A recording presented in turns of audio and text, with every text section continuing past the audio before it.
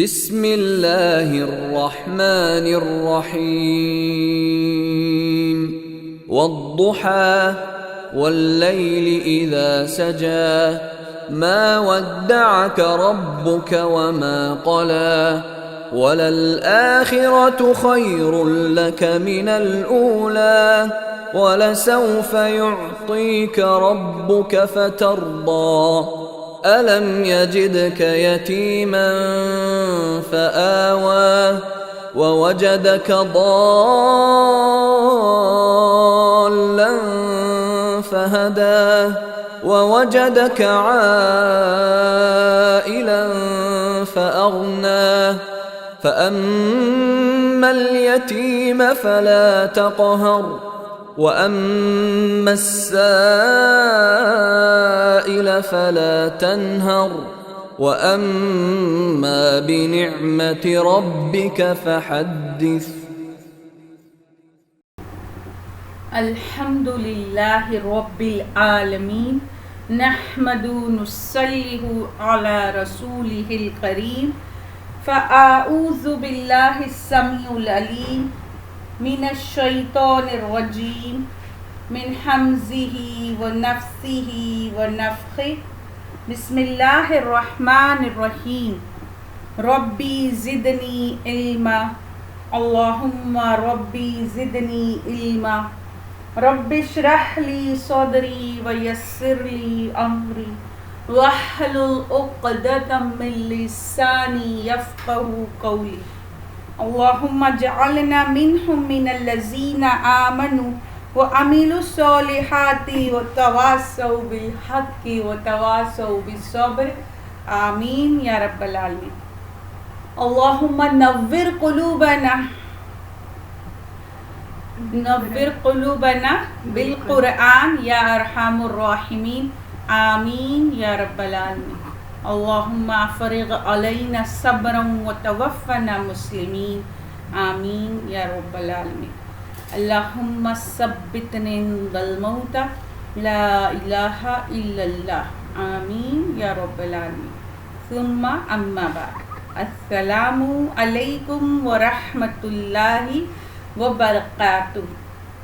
تمام طرح کی تعریفیں اس واحد معبود برحق اللہ عز و جل کو لائق و زیبا ہے جس نے ہمیں مسلمان بنا کر پیدا کیا. لاکھوں کروڑوں ہزاروں درود تمام انبیاء اور خاص کر آخری نبی پیغمبر مصطفیٰ صلی اللہ علیہ وسلم پر اور ان کی آل اور ان کے اصحاب پر. لاکھوں کروڑوں ہزاروں شکرانے کے سجدے اور سر تسلیم خم اس واحد معبود برحق کے آگے جس نے ہمیں توفیق دی کہ ہم قرآن کو سمجھ کر پڑھ سکے ورنہ ہم اس کے اہل نہ تھے. اللہ کے اذن سے انشاءاللہ تعالی آج ہم سورۃ الضحیٰ پڑھیں گے. اس سورے میں 1 رکوع ہے، 11 آیات ہے، 40 کلمات ہے اور 166 حروف ہے اور یہ مکی سورہ ہے اور اس کا سورہ نمبر ہے 93. اب جو اس کی پہلی آیت ہے وہ ہے والضحیٰ. اب یہاں پہ پہلی آیت میں قسم ہے، وہ جو وا ہے وہ قسم کے لیے ہے، قسم کھائی جا رہی ہے. کس چیز کی قسم کھائی جا رہی ہے وہ دیکھتے ہیں ہم. قسم ہے دھوپ چڑھنے کی. ایک ترجمہ یہ کیا گیا ہے قسم ہے چاشت کے وقت کی. اور یہاں پر ہم دیکھتے ہیں کہ جو قسم کا یہ وقت ہے، جو قسم کھائی جا رہی ہے، اس وقت کو مطلب جسے ہم چاشت کا وقت کہتے ہیں. چاشت کا وقت وہ ہوتا ہے جب سورج बुलंद होता है, मतलब पूरा दिन जो है वो निकल आता है।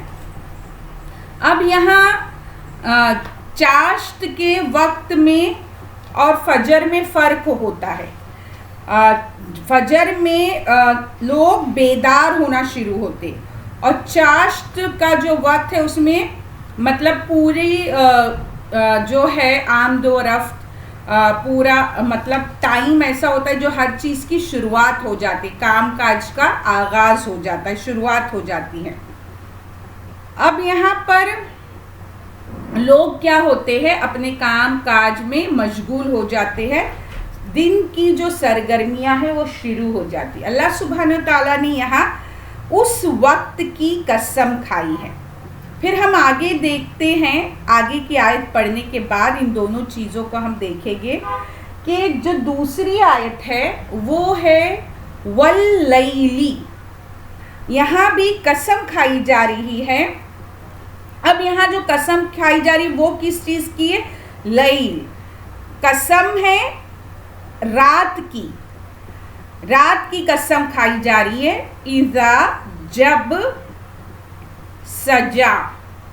अब जो सजा का लफ्ज़ी तर्जुमा होता है वो देखा जाए तो वो सकना है, मतलब उसका जब साकिन हो जाए, और हम देखते हैं कुरान में वहाँ आता है छा जाए सजा, लेकिन छा जाए यगशा के लिए किया जाता है तर्जुमा, और सजा के लिए तर्जुमा क्या किया जाता है कि साकिन हो जाए, यानी जब अंधेरा मुकम्मल छा जाए, क्योंकि इस वक्त हर चीज़ साकिन हो जाती है, खामोश एकदम। अब सजा का जो लग़वी मफ़हूम है वो इस तरह है, यानी रात का सुनसान और खामोश होना, इस तरह खामोश होना कि उसने अंधेरे में क्या क्या दूसरी चीज़ों को छुपा लेने का तसव्वुर भी पाया जाता है। नेज़ इस लफ्ज़ में, सजा में दूसरी चीज़ों को छुपा लेने का तसव्वुर भी पाया जाता है। अब यहाँ पर सजल मईता, मतलब बामानी क्या होता है? मैयत पर चादर डालकर उसे छुपा देना, इस तरह क्या कहा जाता है। और एक कहा जाता है कि ये जो लफ्ज़ है पुरसुकून होने और छुपाने के दोनों मानी इसमें पाए जाते हैं।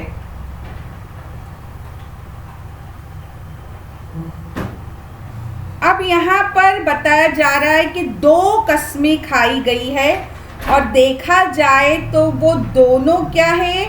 अपोजिट है, मुतज़ाद है। मतलब एक वो वक्त की कसम खाई गई है जबकि सुबह का आगाज़ है, सुबह नमूदार हो चुकी है और हर एक अपने काम व काज में मसरूफ़ हो गया है, दिन की इब्तिदा हो चुकी है। और दूसरा वो वक्त बताया जा रहा है कि जब तमाम इंसान हो या जानवर हो, चरिंद हो या परिंद हो, हर मखलूक क्या हो गई है? अंधेरे में, रात के अंधेरे में, उसके खामोशी में, उसके सन्नाटे में गोया छुप गई है। मतलब ये दो अलग चीज़ों की कसम खाई गई है। अब यहाँ इन दोनों चीज़ों की कसम खाने का क्या मकसद हो सकता है, क्या वजह हो सकती है? अब यहाँ होता है कि जब कसम खाई जाती है तो उसके पीछे वजह होती है।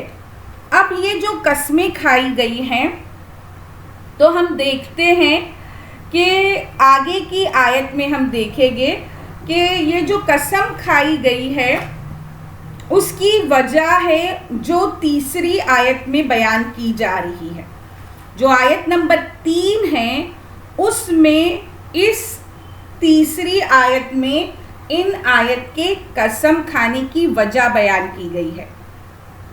अब हम देखते हैं कि वो वजह क्या है। पहले उसके लिए हम पहले तीसरी आयत पढ़ेंगे اس کے بعد یہ تینوں آیتوں کو سمجھنے میں آسانی ہوگی۔ تیسری آیت میں پہلا ورڈ ہے جو ہے وہ ہے ماں۔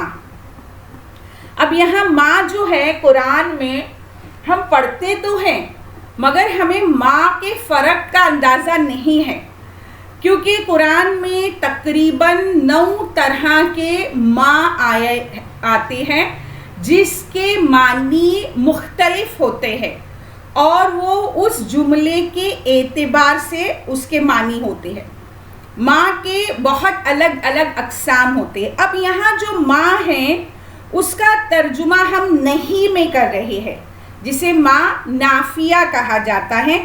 اور ایک بات ہے کہ یہ اس کے بعد جو ہے وہ ماضی کا صیغہ ہے۔ پھر ہم دیکھتے ہیں پچھلی جو ہماری آیاتیں گزری اس میں ہم نے ماں کا ترجمہ وما ادراک میں کیا کیا ہے، استفہام ہے، وہاں سوال کیا جا رہا ہے۔ پھر ہم ماں کا ترجمہ کہیں دیکھتے ہیں جو ماں موصولہ کہا جاتا ہے، وہاں ماں کا ترجمہ ہم جو میں کرتے ہیں۔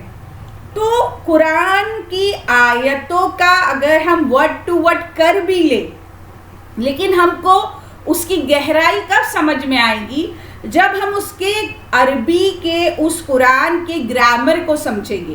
اب یہاں 2 مرتبہ ماں کا استعمال ہے اور یہ دونوں مرتبہ ماں کون سا ہے، نہیں کے معنی دے رہا ہے۔ اب پہلا جو ماں ہے وہ بتا رہا ہے ماں ودعک۔ اب یہاں کیا کہا جا رہا ہے، نہیں، ودع چھوڑا، کا آپ صلی اللہ علیہ وسلم کو، آپ صلی اللہ علیہ وسلم کو نہیں چھوڑا، ربو کا، آپ صلی اللہ علیہ وسلم کے رب نے، و اور ما نہیں، قلا بیزار ہوا۔ یہاں بھی ماں ہے ماضی سے پہلے اور یہاں بھی ماں ہے ماضی سے پہلے۔ یہاں اللہ سبحانہ و تعالیٰ آیت نمبر 3 میں کیا بیان کرتے ہیں کہ آپ صلی اللہ علیہ وسلم کے رب نے آپ صلی اللہ علیہ وسلم کو نہیں چھوڑا اور نہ بیزار ہوا۔ یہ جو ہے آیت، یہ آیت ہے جو وجہ ہے، یہ آیت نمبر 1 اور آیت نمبر 2 کی جو قسم کھائی گئی ہے اس کے لیے یہ وجہ ہے، یہ ہے جواب قسم۔ اب ہم دیکھتے ہیں کہ آپ کے رب نے آپ کو نہیں چھوڑا یہاں کہا جا رہا ہے، تو ہم کو تھوڑا پس منظر دیکھنا پڑے گا۔ پس منظر میں ہم کو کچھ احادیث ملتی ہیں اور وہ احادیث ہم کو بخاری میں بھی ملتی ہے اور مسلم میں بھی ملتی ہے۔ اب میں یہاں بخاری کی کتاب التفسیر سے ایک حدیث ہے جو میں پڑھ کر سناتی ہوں۔ اس میں جندب بن سفیان فرماتے ہیں کہ ایک دفعہ رسول اللہ صلی اللہ علیہ وسلم کا مزاج ناساز ہوا اور 2-3 راتیں نماز تہجد کے لیے اٹھ نہ سکے۔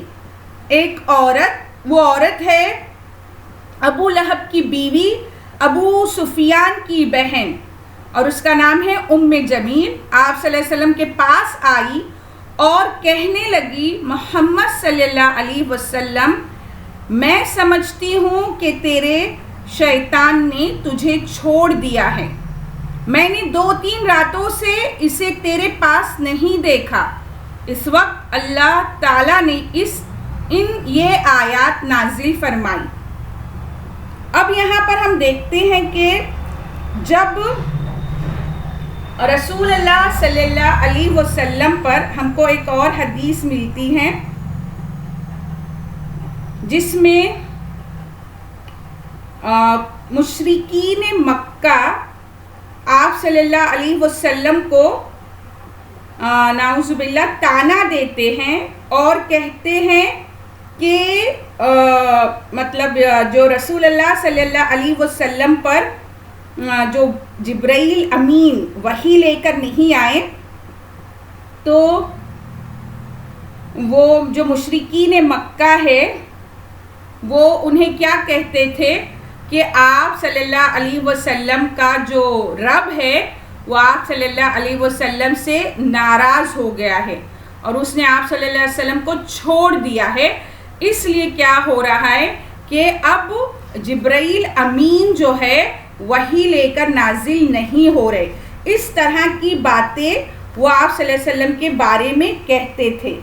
اب ہم یہاں دیکھتے ہیں کہ جو پہلی وحی سورہ الگ کی ابتدائی 5 آیتیں نازل ہوئی تو جب آپ صلی اللہ علیہ وسلم گھر آئے اور سیدہ خدیجہ رضی اللہ تعالی عنہا کو یہ واقعہ سنایا تو انہوں نے کیا کہا تھا کہ مجھے تو اپنی جان کے لالے پڑ گئے، مطلب مجھے انی خشیت علی نفسی، کہ مجھے اپنی جان کا مطلب ڈر ہے. اور آپ صلی اللہ علیہ وسلم جب یہ وقت گزر گیا تو اس کے بعد آپ صلی اللہ علیہ وسلم جبرائیل امین کی آمد کا انتظار کرتے تھے کہ کب جبرائیل امین دوبارہ آئے گی. لیکن کیا ہوا، کچھ مدت ہے، اب اس مدت میں اختلاف رائے ہے اس لیے میں وہ مدت نہیں بیان کر رہی ہوں، کچھ وقت ہے کہ وحی کا نزول نہیں ہوا. اور اس وحی کے نزول کو کہا گیا ہے فطرت الوحی، فرت وحی کہا گیا ہے، زمانہ فرت وحی، یعنی ایک ایسا وقفہ جس میں وحی آنے میں تاخیر ہو. اور یہ 2 سے 3 مرتبہ پیش آیا ہے. ایک مرتبہ جب یہود نے اور مشرکین نے آپ صلی اللہ علیہ وسلم سے روح کی حقیقت کے متعلق سوال فرمایا تھا اور آپ صلی اللہ علیہ وسلم نے میں بعد میں جواب دینے کا وعدہ فرمایا، مگر انشاءاللہ نہ کہنے کے سبب کچھ روز تک وحی کا سلسلہ بند رہا. اس پر مشرکین مکہ نے یہ طعنہ دینا شروع کیا تھا کہ محمد صلی اللہ علیہ وسلم کا خدا ان سے ناراض ہو گیا ہے اور ان کو چھوڑ دیا ہے. مطلب اس طرح کے 1 سے 2 3 واقعات ملتے ہیں. اور یہ جو واقع ہے جو وحی کی تاخیر جو ہوئی ہے، اب اس کی وہ ریزن ہے اس سورے کے نزول کا کہ جو وحی کی تاخیر ہوئی ہے. اب ہم دیکھتے ہیں کہ وحی کی تاخیر اور پہلی آیت میں چاشت کی قسم کھانا وقت کی، اور دوسری آیت میں رات کے وقت کی قسم کھانا جب وہ سنسان ہو جائے، کیا اس میں کیا یکسانیت ہے، کیا مناسبت ہے، کیا پیغام ہے جو ہمیں ان آیاتوں کے ذریعے دیا جا رہا ہے. پہلی بات یہ ہے کہ جب اللہ سبحانہ وتعالیٰ نے وحی کا نزول کیا تو وہ گویا ایسا وقت ہے جو چاشت کا وقت ہے، جو صبح کا وہ وقت ہے، اور اس وقت کی جو دھوپ ہے وہ اس وحی کے نزول کی طرح ہے جو رسول اللہ صلی اللہ علیہ وسلم پر بہت بہترین اثر چھوڑ رہی ہے، بہت بہترین چیز ہے جو اس وقت انہیں عطا کی جا رہی ہے. تو وہ جو قسم ہے وہ وحی کے نزول کے لیے کھائی گئی. اب وہ جو وقت ہم دیکھتے ہیں جسے ہم چاشت کا وقت کہتے ہیں، جس وقت جو دھوپ رہتی ہے، تو آج سائنٹیفک طریقے سے ہم دیکھیں تو اس دھوپ کو آج سائنس یہ مانتی ہے کہ اس دھوپ کی ہمیں کتنی ضرورت ہے. اس وقت کی جہاں اللہ سبحانہ وتعالیٰ نے قسم کھائی ہے قرآن میں، جسے آج اگر ہم دیکھیں تو وٹامن ڈی کی جو کمی ہوتی ہے اس وقت کی دھوپ سے وہ پوری ہوتی ہے قدرتی طور پر. تو یہ جو ہے ایک بہت بہترین وقت ہے اور بہت خوبصورت وقت ہے، اور اس وقت کیا ہے، فائدے ہوتے ہیں، ہمیں فائدے ہوتے ہیں.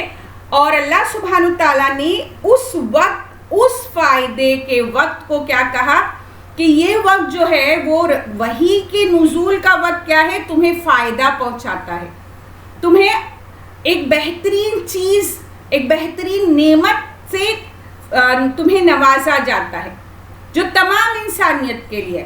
پھر جو رات کی قسم کھائی گئی ہے، اب جب کہ وہاں خاموشی ہے، سناٹا ہے، سب کچھ کام کاج بند ہے، پھر اس وقت یہ قسم کھانا اس میں کیا مناسبت ہو سکتی ہے؟ اگر غور کیا جائے تو اللہ سبحانہ و تعالیٰ نے دن اور رات بنائے تو اس میں ایک مصلحت ہے. ایک پورا دن اگر صرف دن ہی رہے اور رات نہ ہو تو ہماری انسانی بدن جو ہے وہ برداشت نہیں کر سکتا. ہم اتنی طاقت رکھتے ہی نہیں ہے کہ پورا دن 24 گھنٹے دن ہی رہے. اس لیے اللہ سبحانہ تعالیٰ کا جو یہ نظام ہے کہ دن کے بعد رات، تو اس کی ضرورت کیوں ہے؟ کیونکہ اس رات کے وقت میں اللہ سبحانہ تعالیٰ نے تمہارے لیے کیا کیا ہے؟ آرام کا انتظام کیا ہے. اور وہ آرام تمہیں اس لیے دیا گیا ہے کہ تم دوسری صبح وہ کام کرنے کے لیے فریش ہو جاؤ، تازہ ہو جاؤ، جس کام کے لیے یہ وحی کے ذریعے تمہیں جو کام دیا گیا، تاکہ وہ تمہارے اندر تازگی ہو، فریشنس ہو اور تم اس کام کو بہترین طریقے سے کرو. اگر صرف رات ہی رات رہے اور دن نہ نکلے تو انسان اس رات سے بھی تھک جائے. تو یہ جو بیلنس کی ہے اللہ سبحانہ تعالیٰ نے اس کائنات کو، کہ جس طرح یہ صبح ضروری ہے اتنی ہی یہ جو نور ہے، جو روشنی ہے، یہ لائٹ ہے، لیکن اتنی ہی ضرورت کی چیز یہ اندھیرا ہے، یہ رات کا ہو جانا ہے، یہ سکون کا میسر ہونا ہے. جب تمام مخلوق چھپ جائے، سجا خاموش ہو جائے، سنسان ہو جائے، انسانی ذہن کو، اس کے بدن کو اس طاقت کے لیے مطلب کیسے ہمیں چارج کیا جاتا ہے. جس طرح بیٹری چارج کرنے ہم رات میں رکھتے، جب ہم سوتے ہیں تو ہم فلی چارجڈ ہو جاتے ہیں تاکہ صبح ہم ہمارے مشن کے لیے تازہ دم ہو. پھر ایک بات یہ ہوتی ہے کہ جو وحی کا جو وقت تھا جس میں تاخیر ہوئی، اس کی کیا وجوہات ہو سکتی، کیا ریزن ہو سکتے؟ تو مفسرین کی یہ رائے ہے کہ جو وحی کی تاخیر ہے اس میں اللہ کے رسول صلی اللہ علیہ وسلم کتنی شدت سے منتظر تھے، کتنی شدت سے منتظر تھے کہ کب وحی کا نزول ہوگا. یہاں تک کہ انہیں یہ محسوس ہونے لگا تھا، جو لوگوں کی باتیں وہ سنتے تو انہیں یہ محسوس ہونے لگا تھا کہ کہیں مجھ سے کوئی غلطی تو نہیں ہو گئی، کہیں مجھ سے کوئی کمی تو نہیں ہو گئی، کہیں میری ذات سے کوئی کوتاہی تو نہیں ہو گئی، کہ واقعی اللہ مجھ سے ناراض ہے، کیا میں نے وہ کام ویسے نہیں کیا جیسے کرنا چاہیے تھا. جب پہلی وحی کا نزول ہوا تو اللہ کے رسول صلی اللہ علیہ وسلم یہ بالکل نہیں جانتے تھے کہ یہ نزول 23 سال تک قائم رہے گا. اس وقت رسول اللہ صلی اللہ علیہ وسلم بالکل نہیں جانتے تھے کہ رسول اللہ صلی اللہ علیہ وسلم خاتم النبیین ہو گئے. پہلی وحی کے بعد جو دوسری وحی میں اتنا بڑا وقت لگا اور نہیں نازل ہوئی، تو رسول اللہ صلی اللہ علیہ وسلم کو کیا لگا کہ شاید مجھ سے کچھ غلطی ہوئی ہے.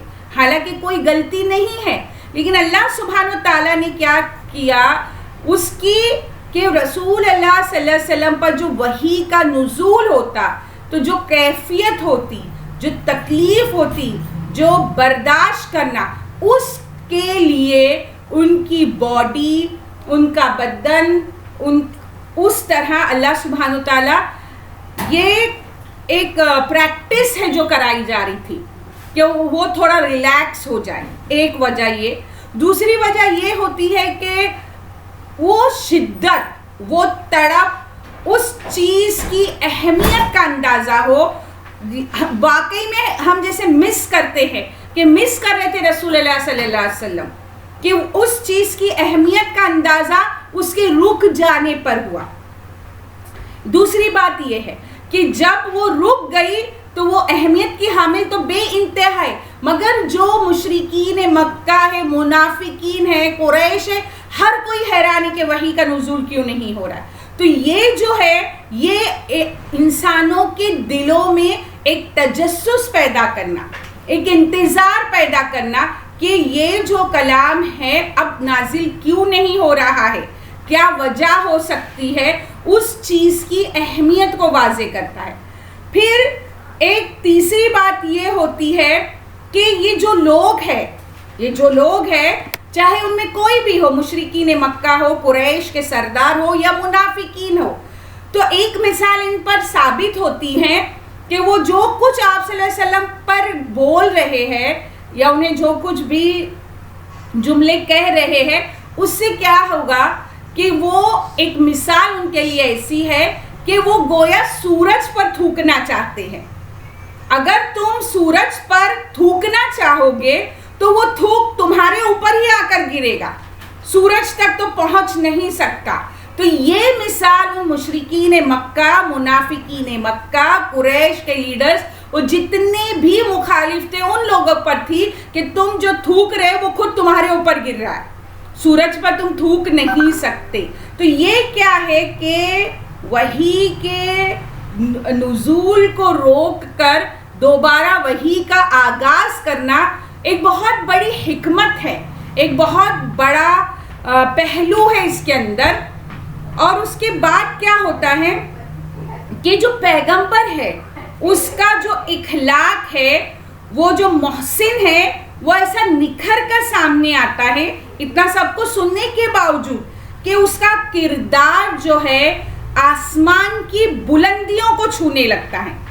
اور جن لوگوں کے دلوں میں تھوڑی بھی انسانیت جاگ رہی ہوتی ہے، ایسے وقت میں وہ کیا ہوتا ہے، پیغمبر کے لیے ان کی محبت اور عقیدت پیدا ہو جاتی ہے اور ان کے اندر اپنی جانیں نچھاور کرنے کا جذبہ پیدا ہوتا ہے رسول اللہ صلی اللہ علیہ وسلم کے اس اخلاق کو دیکھ کر، اس رویے، اس برتاؤ کو دیکھ کر.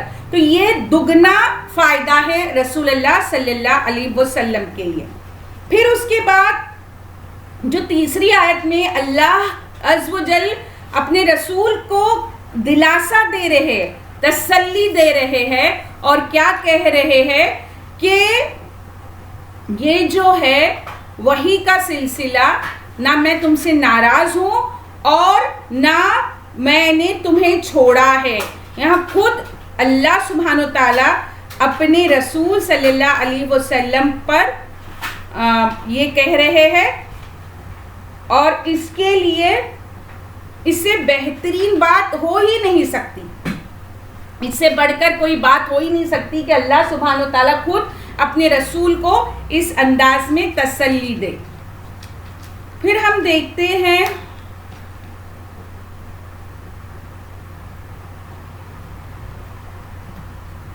ہم کو حدیث ملتی ہے مسند احمد میں، حضرت عبداللہ بن مسعود رضی اللہ تعالی عنہ فرماتے ہیں کہ رسول اللہ صلی اللہ علیہ وسلم بوریے پر سوئے جس میں مبارک پر بوری کے نشان پڑ گئے. جب بیدار ہوئے تو میں آپ صلی اللہ علیہ وسلم کی کروٹ پر ہاتھ پھیرنے لگا اور کہا، حضور صلی اللہ علیہ وسلم ہمیں کیوں اجازت نہیں دیتے کہ اس بوریے پر کچھ بچھا دیا کرے. حضور صلی اللہ علیہ وسلم نے فرمایا، مجھے دنیا سے کیا واسطہ، میں کہاں، دنیا کہاں. میری اور دنیا کی مثال تو اس راہ سوار کی طرح ہیں جو کسی درخت تلے ذرا سی دیر ٹھہر جائے پھر اسے چھوڑ کر چل دے. یہ حدیث ترمذی میں بھی ہے. اب یہاں پر اللہ سبحانہ تعالیٰ نے رسول اللہ صلی اللہ علیہ وسلم کے وہ بہترین اخلاق ہم کو بتائے اور ان سے کہا کہ میں تم سے ناراض نہیں ہوں. اب آیت نمبر 4 میں ہم دیکھتے ہیں کہ آیت نمبر 4 میں اللہ سبحانہ تعالیٰ فرماتے ہیں، وَلَلْآخِرَةُ، اور پچھلی حالت، خیرٌ، بہتر ہے، لَکَ، آپ صلی اللہ علیہ وسلم کے لیے، مِنَ الْأُولَى، پہلی سے. اب یہاں کیا کہا جا رہا ہے کہ اور پچھلی حالت آپ صلی اللہ علیہ وسلم کے لیے پہلی حالت سے بہتر ہے. یہاں آخرت اور اولا یہ دو الفاظ استعمال کیے گئے ہیں، اور قرآن میں دوسرے مقامات پہ جیسے سورہ لیل آیت نمبر 13 میں آتا ہے، وَإِنَّ لَنَا لَلْآخِرَةِ وَالْأُولَى، بے شک آخرت اور دنیا دونوں ہمارے ہی اختیار میں ہے. پھر اس کے بعد یہاں پر ہم دیکھتے ہیں کہ یہاں جو آخرت ہے اور یہاں جو اولا ہے،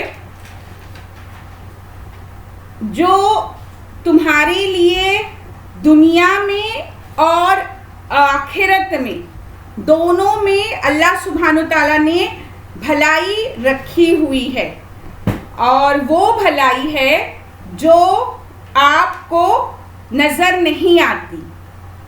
آج بھلے آپ کو لگ رہا ہے کہ ہر طرح سے تکلیفیں ہیں، ہر طرح سے پریشانیاں ہیں، مگر یہاں پر ہمیں پتہ چلتا ہے کہ اللہ سبحانہ تعالیٰ نے رسول اللہ صلی اللہ علیہ وسلم کے لیے آخرت میں کتنی بھلائیاں رکھی اور دنیا میں کتنی بھلائیاں رکھی.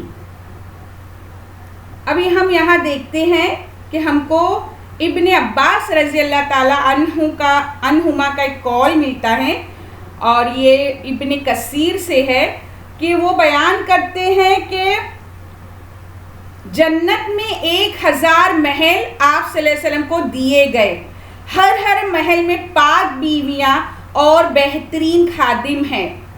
پھر اس کے بعد ہم کو حضرت ابن عباس رضی اللہ تعالی عنہما فرماتے ہیں کہ حضور صلی اللہ علیہ وسلم کی رضامندی میں سے یہ بھی ہے کہ آپ صلی اللہ علیہ وسلم کے اہل بیت میں سے کوئی دوزخ میں نہ جائے. حسن رحمت اللہ علیہ فرماتے ہیں کہ اس سے مراد شفاعت ہے. ابن ابی شعبہ میں ہے کہ حضور صلی اللہ علیہ وسلم نے فرمایا، ہم وہ لوگ ہیں جن کے لیے اللہ عز و جل نے آخرت دنیا پر پسند کر لی ہے. پھر اس کے بعد آگے کی آیت میں آتا ہے، آیت نمبر 5.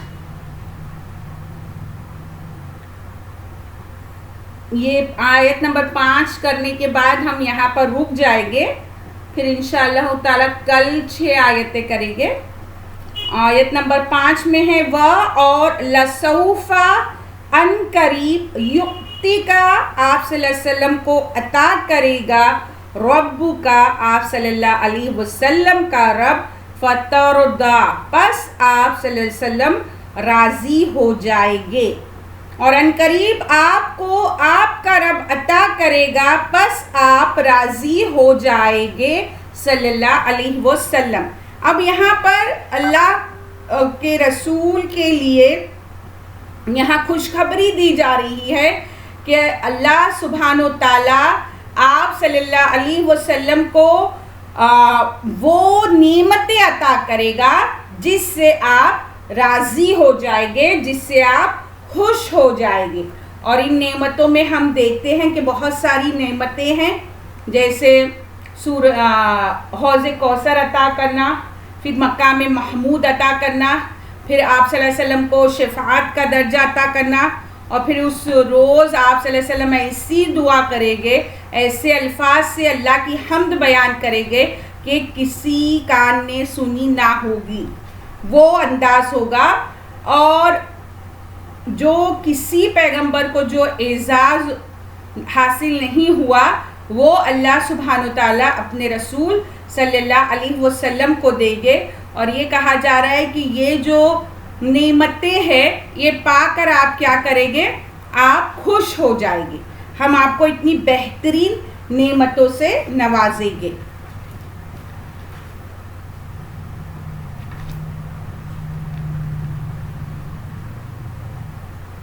ایک مفسر ہے، وہ ان کا قول ہے کہ رسول اللہ صلی اللہ علیہ وسلم وہ بیان کرتے ہیں کہ گویا ایک بارش ہے. وہ رسول اللہ صلی اللہ علیہ وسلم کے لیے الفاظ استعمال کرتے ہیں کہ جیسے کہ ایک بارش ہے، جب بارش برستی ہے تو جو پتوں پہ گرد وہ غبار چھا جاتا ہے، جو دھول بیٹھ جاتی ہے، وہ اسے صاف کر دیتی ہے.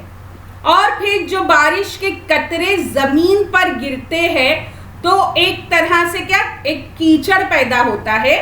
پھر جب وہ اور زیادہ تیز برستی ہے تو وہ اس کیچڑ کو اس گندگی کو بھی صاف کر دیتی ہے. تو رسول اللہ صلی اللہ علیہ وسلم ہمارے لیے ایک ایسا نمونہ ہے کہ جو ہمارے اوپر لگے ہوئے تمام جو گندگیاں ہیں، تمام جو یہ چھائے ہوئے دنیا کی جو ہمارے اوپر کورنگ ہے، تو وہ اگر ہم اللہ کے رسول کی لائی ہوئی تعلیمات کو اور اس کتاب کو جنہیں دے کر اسے بھیجا گیا ہے عمل کرے تو ہم بھی اس طرح صاف ستھرے ہو جائیں گے، ظاہری طور پر بھی اور باطنی طور پر بھی. تو یہ ہے رسول اللہ صلی اللہ علیہ وسلم کا وہ درجہ کہ اللہ نے خود کہا کہ ہم آپ کو وہ دیں گے جس سے آپ راضی ہو جائے گے. ان قریب آپ کا رب وہ چیز آپ کو عطا کرے گا جس سے آپ خوش ہو جائیں گے. تو یہاں پر ہم سورہ کی یہاں تفسیر رکتے ہیں اور انشاءاللہ تعالی کل ہم آگے پڑھیں گے. اللہ سبحانہ تعالیٰ سے دعا ہے کہ جو کچھ ہم سیکھے اس پر ہمیں عمل کرنے والا بنا، قول و فعل کے تضاد سے بچا، بولنے سے زیادہ عمل کرنے کی توفیق عطا فرما. وآخر الدعوانا الحمدللہ رب العالمین. السلام علیکم ورحمۃ اللہ وبرکاتہ. بسم اللہ الرحمن الرحیم.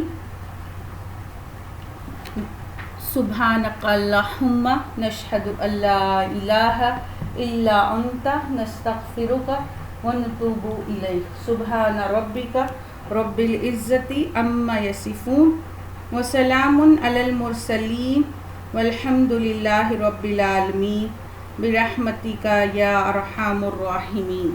بسم اللہ الرحمن الرحیم. والعصر ان الانسان لفی خسر الا الذین آمنوا وعملوا الصالحات وتواصوا بالحق وتواصوا بالصبر. آمین یا رب العالمین.